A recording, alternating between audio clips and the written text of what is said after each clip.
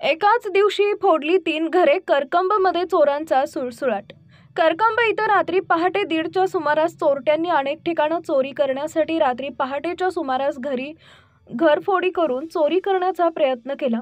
करकंब येथील इंदिरानगर येथे भीमा देवकते यांच्या घरी येऊन अज्ञात चोरांनी घराचं कुलूप तोडून घरामध्ये प्रवेश केला व लाख रुपयांचे दागिने व रोख रक्कम घेऊन फरार झाले आहेत। यामध्ये 2,45,000चे दागिने, 1 तोळा वजनाचं सोन्याचं गंठण, पाऊण तोळा वजनाचे 2 सोन्याचे गंठण, 9 ग्रॅम वजनाचे कानातील सोन्याची फुले, झुबे, काड्या व कुडके इत्यादी मुद्देमाल चोरट्यांनी चोरला असून जे घरं फोडली आहेत त्यांच्या घराशेजारील घराची बाहेरून कडी लावून चोरी केली।